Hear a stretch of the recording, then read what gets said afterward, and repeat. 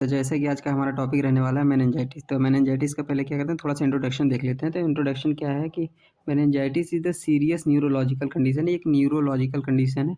इसमें क्या होता है कि इन्फ्लामेशन हो जाता है प्रोटेक्टिव मेम्ब्रेन में, जैसे मेनिंजियस। ये आईटीएस का मतलब आप समझ ही रहे हैं कि जहाँ पर भी ये आईटीएस लग गया, टीस मतलब टीआईस लग गया, इसका मतलब होता है इन्फ्लामेशन।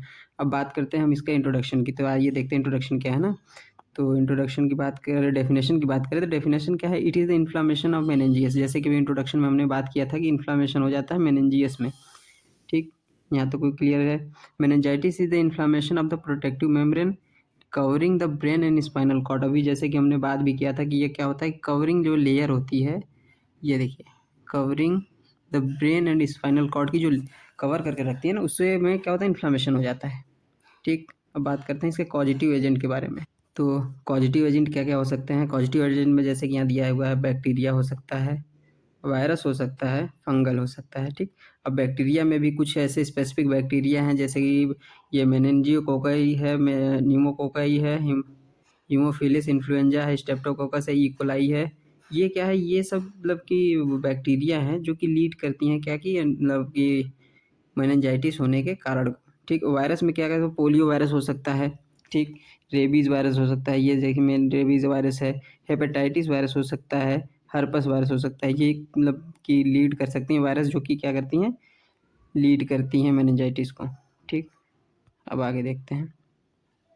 आगे में दिया फंगाई, क्रिप्टोकोकल मेनिंजाइटिस। ये फंगस, ऐसी फंगस है जो कि क्या करती है, लीड करती है मेनिंजाइटिस को। यहाँ तक किसी को कोई डाउट है? अगर कोई डाउट है तो कमेंट बॉक्स में ज़रूर डालें। अब देखते हैं इसका ईटियोलॉजी क्या हो सकता है। ठीक है, तो ईटियोलॉजी में जैसे कोई इंजरी हुआ हो या कोई ट्रॉमा हुआ हो। पहला पॉइंट देखिए, कोई ट्रॉमा हुआ है जिसकी वजह से क्या हो सकता है कि ये सब वायरस हो या बैक्टीरिया हो उसके अंदर एंटर करेगा, जिसके कारण लीड हो सकती है। साइनोसाइटिस यानी कि साइनस की जो इन्फ्लामेशन हो जाती है उस पर भी हो सकता है। सेप्टिसीमिया हो सकता है, मेस्टोरॉइड हो सकता है। चिल्ड्रन विथ रिड्यूस इम्यून, ये क्या है कि जो बच्चे होते हैं उनमें इम्यूनिटी पावर लो होती है। इम्यूनिटी पावर लो होने की वजह से क्या होता है कि बैक्टीरिया वायरस ईजिली अपना मतलब कि वो वर्क कर सकते हैं, इस वजह से भी हो सकता है। लेट्रोजेनिक जैसे कि हो सकता है। क्रोनिक सब्सट्रेटिव ओटाइटिस मीडिया होती है ईयर की मिडिल लेयर, उसमें क्या हो सकती है, इन्फ्लामेशन हो सकती है, जिसकी वजह से भी लीड हो सकता है ये मेनिंजाइटिस। अब बात करते हैं इसके, आगे चलते हैं।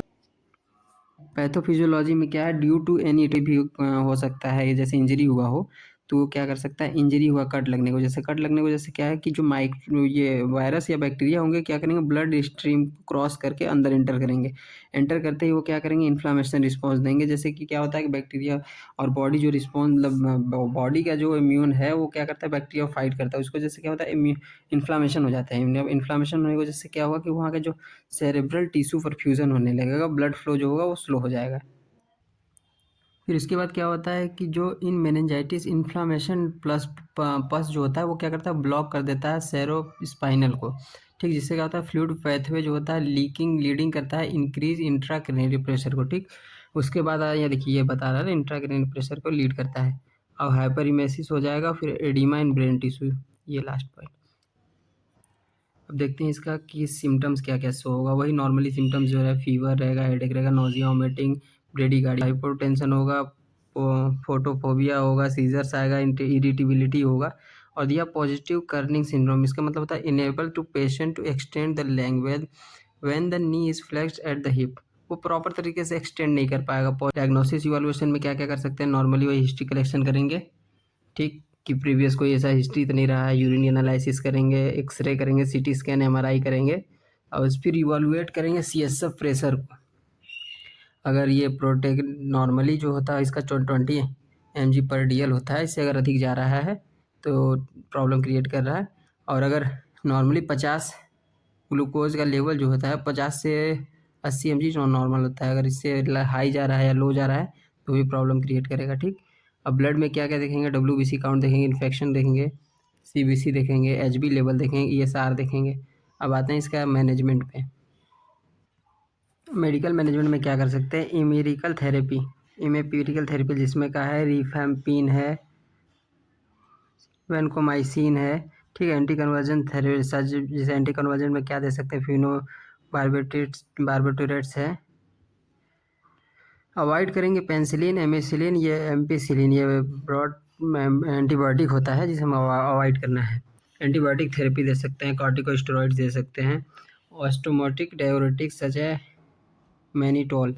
ये क्या करेगा कि वो डाययूरेटिक्स की तरह काम करेगा, जिससे क्या होगा टॉक्सिक मटेरियल बाहर निकलेगा। अब नर्सिंग मैनेजमेंट की बात करें तो क्या देंगे, ऑक्सीजन जो मेंटेन करेंगे, ऑक्सीजन को सक्शन करेंगे पेशेंट को, अगर ऐसा कोई नीड है तो उसे सक्शनिंग करेंगे, असिस्ट करेंगे उसके कॉन्शियस लेवल को, और पार्शियल प्रेशर ऑफ ऑक्सीजन का मेंटेन करेंगे जो कि 16 देन एम जी और ग्रेटर देन अगर है तब मेंटेन करेंगे। हेड इवैल्यूएशन को 30 डिग्री पे एडमिनिस्ट्रेटिंग ऑस्मेटिक ड्यूरेटिक्स